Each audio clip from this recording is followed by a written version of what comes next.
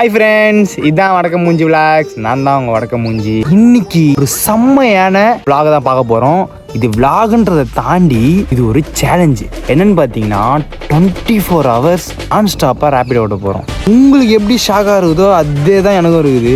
இது வரைக்கும் நான் வந்தே கிடையாது. இந்த மாதிரிலாம் பார்ப்போம், என்ன நடக்குதுன்னு சொல்லிட்டு பார்ப்போம். ஆல்ரெடி நான் சொன்ன மாதிரி தான் நம்ம சேனலில் அப்கமிங்கில் நிறையா சேலஞ்சு வீடியோவாக போடலாம். லைக் எப்படி சொல்கிறது, ஒரு டாஸ்க் எடுத்து பண்ணி அதை ஃபினிஷ் பண்ணி போடலாம், ரொம்ப இன்ட்ரெஸ்டிங்காக இருக்கும் அப்படின்னு சொல்லிட்டு நான் சொல்லியிருக்கேன்.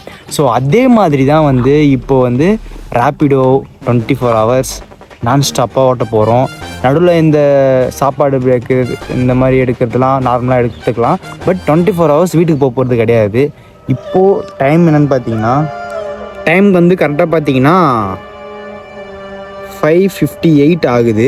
ஈவினிங் 5:58 ஆகுது. இன்னைக்கு சாட்டர்டே. சண்டே ஈவினிங் 6 o'clock முடிய போகுது. அதாவது இன்னைக்கு 6க்கு ஆரம்பித்து நாளைக்கு 6 ஈவினிங் முடிய போகுது. நான் ஸ்டாப்பாக ரேப்பிடோ ஓட்டி ஸோ அதில் எவ்வளோ ஏர்ன் பண்ண முடியுது, ஸோ அதில் எவ்வளோ விஷயம் எக்ஸ்பீரியன்ஸ் பண்ண முடியுது, ஸோ எவ்வளோ கஷ்டம் இருக்குது, ஸோ எவ்வளோ விஷயத்த பார்க்குறோம், அப்படி எல்லாத்தையுமே ஷேர் பண்ணி பக்காவாக பார்க்க போகிறோம். ஆன் பண்ணிடலாம். ஆப்பில் ஆன் டியூட்டின்னு காட்டுதா. ஸோ இதுதான் ஆன் பண்ணியாச்சு. அதுக்கு முன்னாடி நீங்கள் பார்க்க வேண்டிய ஒரு முக்கியமான மொட்டையை பார்த்துருங்க.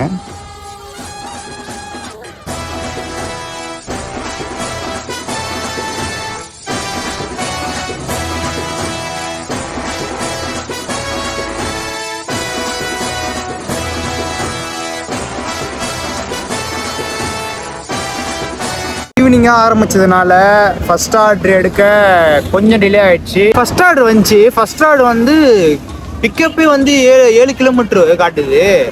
அதனால் அதை தட்டி விட்டு அடுத்த ஒரு ஆர்டர் வந்துச்சு. அடுத்த ஆர்டர் என்னென்னா பார்சல் ஆர்டரு. பார்சல் எடுத்துகிட்டு போய் வச்சு கொடுக்குற மாதிரி அந்த மாதிரி ஒரு ஆர்டரு எடுத்துகிட்டு கொடுத்துட்டோம். ஃபஸ்ட் ஆர்டர் கம்ப்ளீட் பண்ணிட்டோம். செகண்ட் ஆர்டருக்காக வெயிட் பண்ணிகிட்ருக்கோம். ஃபஸ்ட் ஆர்டரோட ஏர்னிங்ஸ் ஒரு 65 rupees. இந்த டாஸ்கே என்னன்னு சொல்லி பார்த்தீங்கன்னா, இப்போ நம்ம வண்டி ஓட்டுறதுலையும் கான்சன்ட்ரேட் பண்ணோம், கண்டென்ட் கிரியேஷன்லையும் கான்சன்ட்ரேட் பண்ணோம், எக்ஸ்பெக்ட் பண்ண ஏர்னிங்ஸும் நம்ம கிடைக்கணும். ஸோ இவ்வளோ விஷயம் இதில் இருக்குது. ஸோ பார்ப்போம், போகிற போக்கில் போவோம். 24 hours இப்போ தான் ½ an hour முடிஞ்சிருக்கு, 40 நிமிஷமே முடிஞ்சிருக்குது. இதுக்கு மேலே இருக்கிற நம்ம ஹவர்ஸ் எல்லாம் கொஞ்சம் ஏர்ன் பண்ணுறதுக்காக கொஞ்சம் செலவு பண்ணுவோம். ஏன்னா நைட் டைமில் ஏர்னிங்ஸுக்கு எக்ஸ்ட்ரா அமௌண்ட் வரும். ஸோ அதனால் நம்ம அதில் கொஞ்சம் ஃபோக்கஸ் பண்ணுவோம். Stay tuned. எல்லா எக்ஸ்பீரியன்ஸையும் ஷேர் பண்ணுறேன். இப்போது பார்க்கலாம். ஃபஸ்ட் ஆர்டர் முடிஞ்ச உடனே கொஞ்சம் ஓட்டுறதுல ரொம்ப அன்கம்ஃபர்டபுளாக இருந்துச்சு. ரொம்ப நாள் நினச்சிட்டே இருந்தேன் ஒரு ஹோல்டர் வாங்கி போடணுன்னு சொல்லிட்டு. ஸோ ஒரு ஹோல்டர் ஒன்று வாங்கியிருக்கேன். பிளிங்கிட்டில் 10 minutesல டெலிவரி பண்ணுற மாதிரி இருக்கும். ஸோ அதில் ஒரு ஹோல்டர் ஒன்று வாங்கினேன். ஸோ அந்த ஹோல்டருக்காக வெயிட் பண்ணி அதுக்கே ஒரு ½ an hour ஆகிடுச்சு. ஹோல்டரில் ஃபோன் வச்சதுக்கப்புறம் கஸ்டமர் கிட்ட பேசுறதுக்காக நமக்கு ஹெட்செட் இருந்தால் கொஞ்சம் கம்ஃபர்டபுளாக இருக்கும்னு சொல்லிட்டு ஹெட்செட் ஒன்று வாங்கினேன். அதை வாங்கினதுக்கப்புறமே உடனே ஒரு ஆர்டர் அடிச்சு ஒரு ரைடு ஒன்று அடிச்சுது. அந்த ரைடு அடிச்சுட்டு அந்த ரைடை இறக்கி விட்டு இப்போ வெயிட் பண்ணிகிட்ருக்கேன். ஆல்மோஸ்ட் நம்ம சேலஞ்ச் ஸ்டார்ட் பண்ணி இதுக்கே ஒரு 1 hour இதுக்கு ஸ்பெண்ட் பண்ணுற மாதிரி ஆகிடுச்சு. ஸோ இதுக்கப்புறம் ஃபுல்லாக ஓட்டுறதுக்கு கான்சன்ட்ரேட் பண்ணலாம். ஓட்டுறதுக்கு கான்சன்ட்ரேட் பண்ணி நிறையா ஏர்ன் பண்ண பார்க்கலாம். எதனால் லாங் ஆர்டராக வரும்னு ட்ரை பண்ணிகிட்ருக்கேன். ஒரு லாங் ஆர்டரும் வர மாட்டுது. வந்துச்சுன்னா அப்படியே சிட்டி சைடாக போயிடலான்னு பார்க்குறேன். ஆனால் எந்த லாங் ஆர்டருமே வர மாட்டுது. ஃபுல்லாக ஷார்ட் ஆர்டராக வந்துட்டுருக்குது. சேலஞ்சு ஸ்டார்ட் பண்ணி 2.5 மணி நேரம் ஆகுது. 2.5 மணி நேரத்தில் 3 ரைடு தான் ஓட்டியிருக்கேன். ஸோ ரொம்ப ஸ்லோவாக தான் போயிட்டுருக்கு. But okay. ஆனால் நம்மக்கிட்ட டைமிங் இன்னும் நிறைய இருக்குதுல்ல. அந்த டைமிங் இருக்கிறதுனால சொன்ன ஒன்றா ஆர்டர் அடிக்குது பார்த்தீங்களா. அதாம்மா. ஸோ நம்ம இதே மாதிரி ஓட்டிகிட்டே இருக்கோம். ஒன்றும் பிரச்சனை இல்லை. ஒரு லாங் ஆர்டர் அடிச்சிருக்கு. ஸோ பக்காவாக ஓட்டிகிட்டு வந்துடுறேருங்க. ஹாய் ஃப்ரெண்ட்ஸ், இதோ வழக்கம் மூஞ்சி நிலமை. சேலஞ்ச் ஆரம்பித்து எல்லாமே நல்லா போயிடுச்சு. கரெக்டான டைமில் கரெக்டான ஏர்னிங்ஸு, கரெக்டான கண்டென்ட்டுக்கு எல்லாத்தையும் பேசிட்டு எல்லாத்தையும் கவர் பண்ணிவிட்டு எல்லாமே நல்லா போயிடுச்சு. கடைசியாக நான் ஒரு சேலஞ்சு ஒரு சொல்லிட்டு போயிருப்பேன் நான் உங்ககிட்ட. இந்த மாதிரி ஒரு ரைடு வந்துச்சுன்னு சொல்லிட்டு. அந்த ரைடு என்ன ஆச்சுன்னா ஆக்சுவலாக கேன்சல் ஆகிடுச்சு. அதாவது நான் வந்து வண்டி ஓட்டுறது என்னோடய ஃப்ரெண்ட் ஐடியில். ஸோ ஃப்ரெண்ட் ஐடியில் ஓட்டுறதுனால அந்த கான்டாக்ட் பண்ண முடியல, அவங்க சரியாக கான்டாக்ட் பண்ண முடியாமல் கேன்சல் பண்ணிட்டாங்க.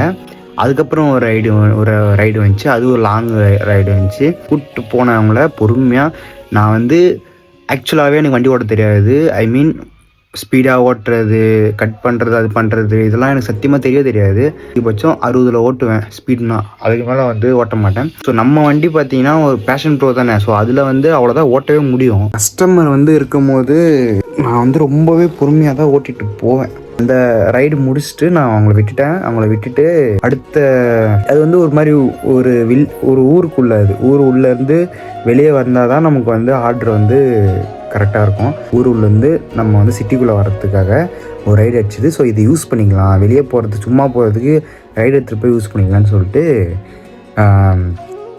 அந்த ரைடை கூப்பிட்டுக்கிட்டு பொறுமையாக போயிட்டு இருந்தேன். ஏன்னா அது வந்து ஊர் உள்ள வந்து ஆஸ் யூஸ்வலாக பொறுமையாக தான் போவோம். காலி ரோட்டில் வேணால் 60 அந்த மாதிரி போகலாம். ஸோ உள்ள நான் வந்து பொறுமையாக தான் போனேன். பொறுமையாக போயிட்டுருந்தேன். 4 ரோடாக பிரியும் மாதிரி இடம். நான் ஸ்ட்ரைட்டாக போயின்னு இருக்கேன். லெஃப்டில் வந்து ஒரு பைக் ஒன்று வந்துச்சு. நான் வண்டியை எனக்கு பக்கத்தில் வந்து ஒரு பெரிய வேன். அந்த வேனும் நானும் ஒன்றா தான் கிராஸ் ஆகிறோம். ஆனால் அந்த பைக் வர்றதை பார்த்து அந்த வேன் ஸ்டாப் ஆகிடுச்சு. நான் கிராஸ் ஆகும்போது ஒரு அடி அடித்தான். என்னோடய வண்டியில் ஏதோ ஒரு பார்ட்ஸ் வந்து என்னோடய காஃப் மசிலில் வந்து அடித்து இடம் பயங்கரமாக வீங்கிடுச்சு. கூட வந்த கஸ்டமர் வந்து என்ன ஆச்சு ஏதாச்சுன்னு சொல்லிட்டு நான் ஏந்து பார்க்க கூட முடியல. எனக்கு அந்த இடத்துல கான்ஷியஸே கிடையாது. நான் விழுந்துட்டு ஃபஸ்ட்டு பயங்கரமாக கத்திட்டு என்ன பண்ணுறதுன்னு தெரியல. ஃபஸ்ட் டைம் ஆக்சிடெண்ட் ஆகுது எனக்கு இந்த மாதிரிலாம். அதுவும் வண்டி வாங்கி 2 வருஷம் ஆகுது. இப்போ தான் எனக்கு ஃபஸ்ட் டைம் ஆக்சிடெண்ட் ஆகுது. ஸோ எனக்கு அந்த ஒரு மாதிரி ட்ராமடைஸ் ஆகிடுச்சு. லைக் எப்படி சொல்கிறது, அந்த அதிர்ச்சி சொல்லுவாங்க பார்த்தீங்களா, அதுதான் காலி நம்ம அப்படின்ற மாதிரி ஒரு அதிர்ச்சி. வீழ்ந்துட்டு சுற்றி வரவங்களாம் தூக்குறாங்க, ஆம்புலன்ஸ் ஃபோன் பண்ணுறாங்க, தண்ணி கொடுக்குறாங்க. நான் பார்க்குறேன் வண்டிக்கு என்ன ஆச்சுன்னு பார்க்குறேன், ஹெல்மெட்டுக்கு என்ன ஆச்சுன்னு பார்க்குறேன், ஐஃபோன் வச்சுருக்கேன், ஐஃபோனை என்ன ஆச்சுன்னு பார்க்குறேன். ஸோ இதெல்லாம் வந்து நான் யோசிச்சுட்ருக்கேன். என் கூட அந்த கஸ்டமரும் சேஃபாக தப்பிச்சிட்டாங்க. இடித்தவருக்கும் என் கஸ்டமருக்கும் ஏதாச்சும் ஆயிடுச்சுன்னு நான் யோசிச்சுட்ருக்கேன். ஆனால் அவங்க 2 பேரும் எனக்கு எதாவது ஆச்சுன்னு சொல்லிட்டு என்னை வந்து சரி பண்ணிகிட்ருக்காங்க. இடித்தவர் வந்து இந்த மாதிரி பே பண்ணுறேன்னு சொன்னார், ஹாஸ்பிட்டலுக்கு கூப்பிட்டு போகிறேன்னு சொன்னார். நான் வந்து இல்லை வேணாம், நான் பார்த்துக்கிறேன் அப்படின்னு சொல்லிட்டு ப்ரோ ரேப்பிடோ ஓட்ட வந்துருக்கீங்களா?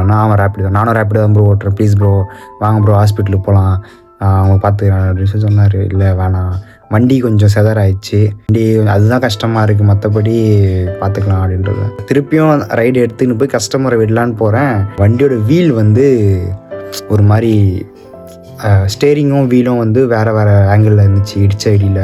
அவங்கள விட்டுட்டு அப்படியே வண்டியை ஸ்டாப் பண்ணிட்டு போய் உக்காந்து அப்படியே வலி தாங்க முடியல. காஃப் மசில் அப்படி வலிக்குது. ஏன்னா ரொம்ப சாஃப்டான மசில் அது, ஏன்னா அங்கே போன் கூட இருக்காது. அது மாதிரி சாஃப்டாக இருக்கிற இடத்துல ஆயிடுச்சு. செம்ம வந்து இதுவாகிடுச்சு, இம்பேக்ட் ஆகிடுச்சு. வீட்டுக்கு வந்து ஹாஸ்பிட்டலுக்கு போயிட்டு இப்போது ஒரு 1 வீக் ரெஸ்ட்டு சொல்லிருக்காங்க.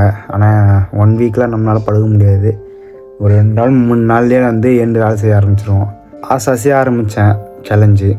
கண்டிப்பாக அது முடிப்போம். இது சரியான உடனே திருப்பி அந்த சேலஞ்சில் இறங்கி கொஞ்சம் பண்ணணும். பார்த்து ஓட்டுங்க, வண்டியெல்லாம் பார்த்து ஓட்டுங்க, ஹெல்மெட் போட்டு ஓட்டுங்க. நான் ஹெல்மெட் போட்டதுனால இந்த ஹெல்மெட்டை சொல்லலை, நான் ஹெல்மெட் போட்டதுனால நான் கொஞ்சம் சேஃபாக ஃபீல் பண்ணேன் விழும்போது. ஸோ இதுக்கப்புறம் எத்தனை வாட்டி விழுந்தாலும் அது பெரிய விஷயமா தெரியாது, ஏன்னா ஃபஸ்ட்டு வாட்டி விழுந்துட்டோம்ல. அதுக்கப்புறம் தெரிஞ்சிச்சு இந்த எக்ஸ்பீரியன்ஸ் எப்படின்னு சொல்லிட்டு. ஸோ நான் சிரிச்சுன்னு எனக்கு ஒன்றும் பிரச்சனை இல்லை. ஸோ நீங்களும் வண்டி ஓட்டும் போது தயவு செஞ்சு பொறுமையாக ஓட்டுங்க. ஸ்ட்ரீட் ரோட்டில் வந்து ரொம்ப ரொம்ப பொறுமையாக ஓட்டுங்க. ஒன்றும் அவசரம் கிடையாது, எங்கேயும் போல உலகம் இங்கே தான் இருக்குது. நீங்கள் பொறுமையாக மூவ் பண்ணுங்கள் எல்லாத்தையுமே.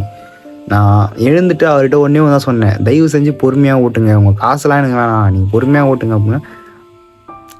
ஸோ அதில் தான் பொறுமையாக ஓட்டுங்க தயவு செஞ்சு. இதுவே என் கூட வந்து ஒரு குழந்தை வந்திருந்தோம்னா அந்த குழந்தைக்கு என்ன இருக்குன்னு கூட தெரியாது. ஸோ குழந்தையோ பெரியவங்களோ அடிப்படுறது எல்லாருக்கும் வலின்றது ஒன்று தான். ஸோ பொறுமையாக ஓட்டுங்க, தயவு செஞ்சு பொறுமையாக ஓட்டுங்க. திரும்பவும் வந்து சேலஞ்சை முடிக்கிறோம், எல்லா ஐடியாவையும் எக்ஸ்பெரிமெண்ட் பண்ணுறோம். திரும்பி வரேன், அது வரைக்கும் காத்துன்னு இருங்க. நான் அவங்க வடக்கம் மூஞ்சி. பாய்.